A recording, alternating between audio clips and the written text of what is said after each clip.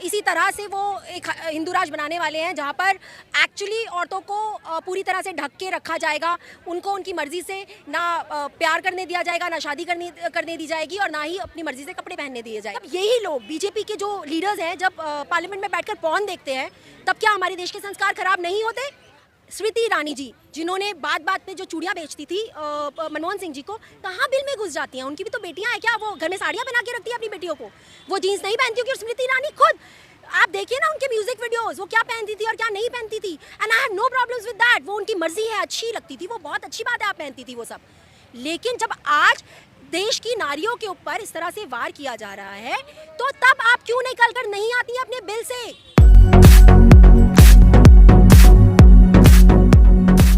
नमस्कार, आपके साथ मैं हूं आकिल रजा। कैनाट प्लेस पर इस वक्त मैं मौजूद हूं। यहां पर उत्तराखंड के सीएम ने जो स्टेटमेंट दिया है उसको लेकर विरोध प्रदर्शन हो रहा है। मेरे साथ ऋचा शर्मा है, सोशल एक्टिविस्ट हैं, लगातार आवाज़ उठाती हैं। मैम, कैसे देखती हैं उस स्टेटमेंट को, और ख़ासकर ऐसे समय में जब इससे पहले भी आपने देखा होगा कि यूपी में लव जिहाद के नाम पर या एंटी स्क्वाड के नाम पर जो लवर्स हैं उनको परेशान किया गया, और अब महिलाओं पर इस तरह की टिप्पणी उनकी जीन्स को लेकर, उनके कपड़ों को लेकर, क्या लगता है? जिन लोगों ने बीजेपी को हिंदू राष्ट्र के नाम पर वोट दिया था ना, उनको तो बहुत खुश हो जाना चाहिए, क्योंकि यही है उनका हिंदू राष्ट्र। शायद इसी तरह से वो एक हिंदू राष्ट्र बनाने वाले हैं जहाँ पर एक्चुअली औरतों को पूरी तरह से ढक के रखा जाएगा, उनको उनकी मर्जी से ना प्यार करने दिया जाएगा, ना शादी करने दी जाएगी और ना ही अपनी मर्जी से कपड़े पहनने दिए जाएगा। देखिए, मैं ये समझती हूँ हमारे घर में हमारे माँ बाप हमको कह सकते हैं हमें क्या पहनना है और क्या नहीं पहनना, और हमें बिल्कुल उनका मान रखना चाहिए, क्योंकि वो हमारे जन्मदाता हैं, वो उन्होंने हमें पाला है, वो हमारे लिए हमारे भगवान हैं। वो जो कहते हैं उनकी बात माननी चाहिए। लेकिन घर वालों के अलावा जब कोई बाहर का इंसान जिससे हमारा कोई लेना देना नहीं है, अगर वो आके हमको ये बोलता है कि आपको क्या पहनना चाहिए और क्या नहीं पहनना चाहिए, तो फिर आप समझ लीजिए कि डेमोक्रेसी का अंत हो चुका है। मैं ये बात पिछले 6 सालों से कहती जा रही हूँ कि अब आप भूल जाइए कि एक स्वतंत्र भारत है। ये भारत पूरी तरह से अब उनके कब्जे में हो गया है, जो अंग्रेज़ों से भी गंदे लोग हैं, जो लोग यहाँ पर सिर्फ और सिर्फ कभी धर्म के नाम पर बांटना चाहते हैं, कभी जाति के नाम पर बांटना चाहते हैं, और अब वो लड़कियों के भी पीछे पड़ गए हैं। मैं ये पूछना चाहती हूँ, जो वो बोल रहे थे कि ये हमारे देश की संस्कृति खराब हो रही है, संस्कार खराब हो रहे हैं, जब यही लोग बीजेपी के जो लीडर्स हैं जब पार्लियामेंट में बैठकर पॉर्न देखते हैं तब क्या हमारे देश के संस्कार खराब नहीं होते? जब हमारे देश में छोटी छोटी बच्चियों के रेप होते हैं तब हमारे देश के संस्कार खराब नहीं होते? जब वो नेता प्लेन में बैठकर उस लड़की को पूरा स्कैन कर रहा था कि उसने वो कहाँ से दिख रही है, उसका क्या शरीर का पार्ट दिख रहा है, उसने क्या पहना है और क्या नहीं पहना, संस्कार तो तुम्हारे खराब हैं। तुम्हारे बच्चे जब तुम्हारा इस तरह का इंटरव्यू देकर शायद वो शर्म के मारे बैठ गए होंगे घर में, ये सोच के कि हमारा पिता प्लेन में जाके किसी भी औरत को जाके स्कैन करके और उसके बाद इस तरह की टिप्पणी देकर आता है। आप होते कौन है? वो आपकी बेटी थी, वो आपकी बहन थी, वो आपकी बीवी थी, कौन थी वो औरत जिसको आप ये इस तरह की बात बोलकर आए हैं? और फिर आप उसके बाद इतना प्राउड के साथ ये बात आप बता रहे हैं सबको कि मैंने ऐसा कहा, मैंने ऐसा किया, और देश की संस्कृति खराब हो रही है। देश की संस्कृति खराब तब हुई है जब बीजेपी यहाँ पर आई और उन्होंने हिंदू और मुसलमानों के नाम पर वोट हासिल करने के लिए उनको अलग किया। देश की संस्कृति तब खराब हुई। देश की संस्कृति तब खराब हुई जब हमारा किसान सड़कों पर बैठा हुआ है और वो लगातार उनकी मौतें हो रही हैं, और हमारे जो देश के प्रधानमंत्री हैं वो लगे हुए हैं बंगाल के इलेक्शन में, वहाँ की सत्ता हथियाने में। देश की संस्कृति तब खराब हो रही है। देश की संस्कृति तब खराब होती है जब आपके बीजेपी के जो लीडर्स हैं वो अपने ऑपोजिशन के लीडर की माँ को बार डांसर बुलाते हैं। देश की संस्कृति तब खराब होती है जब आप उनको कभी जर्सी काऊ बुलाते हैं, कभी आप इंदिरा गांधी जी के ऊपर टिप्पणी करते हैं। देश की संस्कृति तब खराब होती है कि जिनकी वजह से इस देश को आज़ादी मिली, जो फ्रीडम फाइटर रहे हैं, जवाहरलाल नेहरू, आप उनकी बेइज्जती करते हैं सरेआम। आप हमारे महात्मा गांधी की बेइज्जती करते हैं। देश की संस्कृति तब खराब होती है।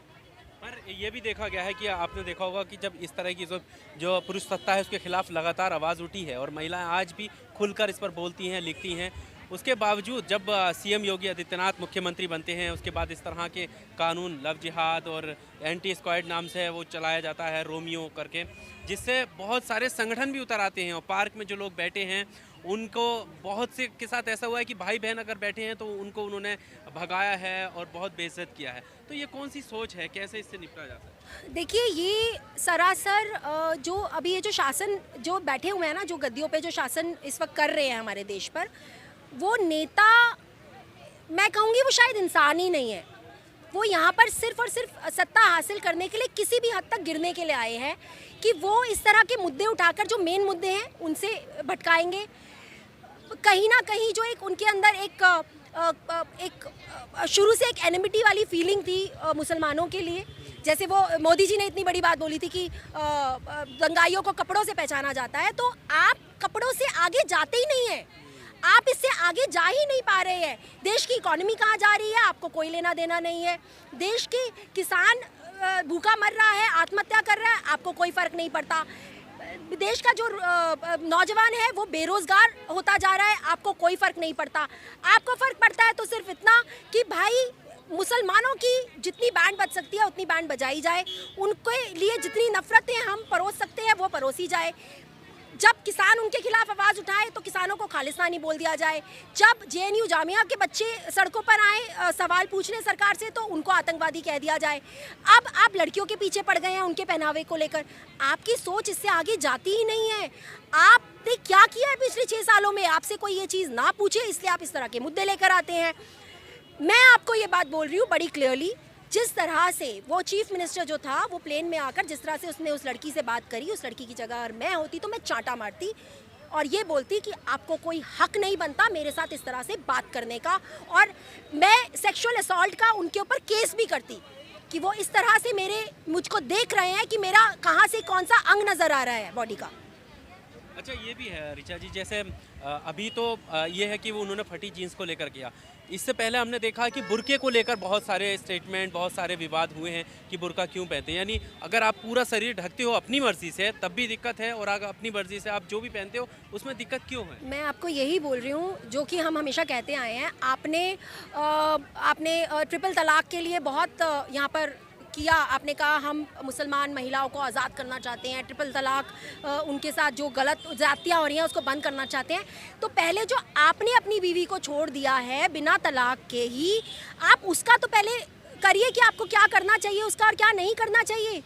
आपकी बीवी भी तो बेचारी है ना, जिसको ना तो समाज में कोई इज्जत मिली ना नाम मिला। आप कहते हैं कि आपने देश के लिए ऐसा किया, देश के लिए आप क्या गौतम बुद्ध हैं?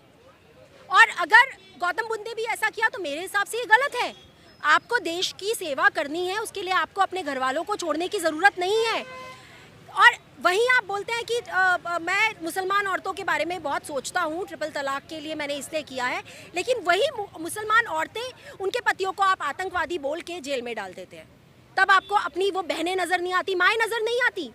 बुर्के के लिए आप बोलते हैं कि वो बुर्के पहनती हैं।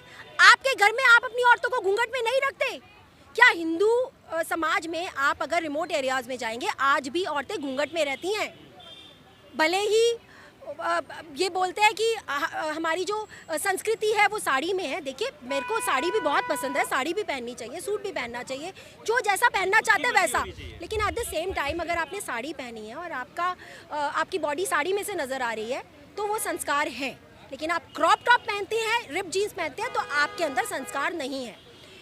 Let that decide by your parents कि उन्हें बच्चों को क्या पहनना है और क्या नहीं पहनना है। आप कौन होते हो?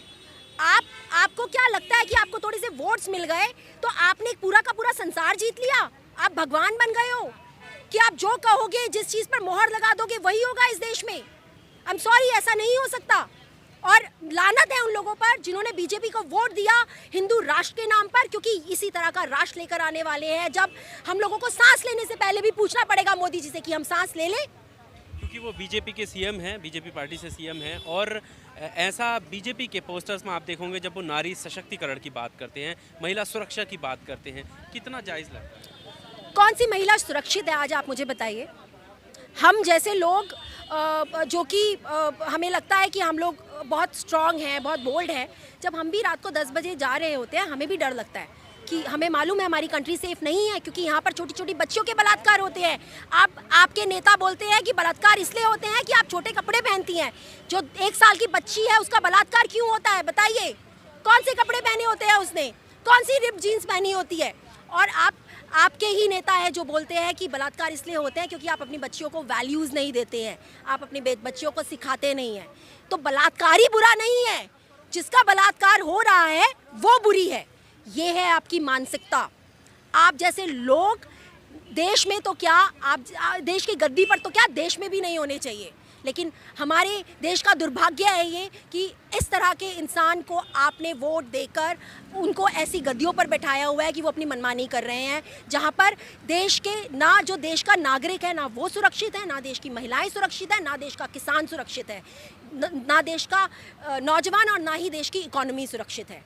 अभी क्या लगता है, एक आखिरी सवाल मेरा, क्योंकि उन्हीं की बीजेपी से वो आते हैं और जिस तरह से वो नारी सशक्तिकरण की बात करती है, इतने विरोध के बाद आपको लगता है कि किसी तरीके का कोई एक्शन उनके खिलाफ लिया जाए? बिल्कुल भी नहीं होगा। कौन से एक्शन लिए हैं आप मुझे बताइए? सेंगर के खिलाफ कौन सा एक्शन लिया गया था? जब वो लड़की रिपोर्ट लिखवाने गई थी, 2 साल के बाद उसको अरेस्ट किया गया, वो भी तब जब वो आत्मदाह करने वाली थी योगी जी के घर के बाहर, जो वो जिसका रेप किया गया था, तब जाके उन्होंने सेंगर को किया था। अगर आप प्रधानमंत्री हैं, स्मृति ईरानी जी जिन्होंने बात बात पे जो चूड़ियाँ बेचती थी मनमोहन सिंह जी को, कहाँ बिल में घुस जाती हैं? उनकी भी तो बेटियाँ हैं क्या? वो घर में साड़ियाँ पहना के रखती है अपनी बेटियों को, वो जीन्स नहीं पहनती होंगी। और स्मृति ईरानी खुद, आप देखिए ना उनके म्यूजिक वीडियोस, वो क्या पहनती थी और क्या नहीं पहनती थी। And I have no problems with that, वो उनकी मर्जी है, अच्छी लगती थी, वो बहुत अच्छी बात है आप पहनती थी वो सब।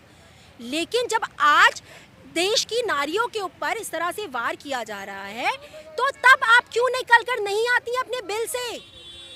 आपको आप स्मृति ईरानी जी का इंस्टाग्राम अकाउंट ज़रा देखिए, वो सारा दिन बैठकर जितने भी सेलिब्रिटीज़ हैं उनको बैठकर कमेंट्स करती रहती हैं, उनको बैठकर पूरी तरह से जो उनको ईगो मसाज दिया जा सकता है वो करती हैं। उनको क्या इसलिए इस गद्दी पर बिठाया गया है? क्या काम किया है उन्होंने? क्या 6 सालों में काम किया है? कितने रेप हो चुके हैं आज तक? कभी उन्होंने एक बार भी रेप के ऊपर कुछ बोला? एक हुआ था ना निर्भया कांड, जिसके ऊपर चूड़ियाँ भेजी थी, उसके बाद से कितनी सारी निर्भया से भी बदतर तरीके से उन बच्चियों का रेप हुआ है। क्या वो निकल कर आई अपने बिल से? कभी उन्होंने कुछ बोला? सिलेंडर आज 900 रुपये तक पहुंच गया है, तब क्या वो निकल कर आई बाहर? जब 400 450 सिलेंडर का बैठ जाती थी ना बाहर सिलेंडर लेकर, ऐसा लगता था कि जैसे आज इसी सिलेंडर में से गैस निकाल के अपने आप को आग लगा लेंगी। कहाँ चली गई अब वो? अब उन्हें महंगाई नजर नहीं आती क्या? क्या हो चुका है? मतलब क्या आप लोग जब ऑपोजिशन में होंगे तभी आप गला फाड़ फाड़ के चीखेंगे? तो इसका मतलब आप देश के लिए तो नहीं है, आप देश के लोगों के लिए नहीं है, आप सिर्फ और सिर्फ बने हैं बीजेपी के लिए और बीजेपी के नेताओं के लिए। आप सिर्फ और सिर्फ बने हैं मोदी जी को चमकाने के लिए, मोदी जी की सिर्फ 24 घंटे उनके नाम जपने के लिए। और ये देश उसी तरफ जा रहा है। हमारे देश का आप ये लगा लीजिए कि अपनी मर्जी से किसी भी रोड का नाम चेंज कर देते हैं, किसी भी शहर का नाम चेंज कर देते हैं। साफ ये दिखाते हैं कि अगर इन्हें मुसलमानों से इतनी नफरत है कि जहाँ जिस जगह का नाम भी मुसलमान किसी शासक के ऊपर है, तो आप उस जगह का नाम चेंज कर देते हैं। आपने एक मूर्ति बनाई जिनके नाम से, उनके नाम का स्टेडियम जो था, आपने उसका नाम उनका हटा के अपने नाम पे कर दिया और लोग उसमें भी वाह मोदी जी कर रहे हैं। आप जिंदा हैं मोदी जी? करने देते ये, जब बाद में आपके जाने के बाद आप लोगों को करने देते? इतने अच्छे काम करके जाइए कि हम जैसे लोग बोले कि ये जगह आप करिए मोदी जी के नाम।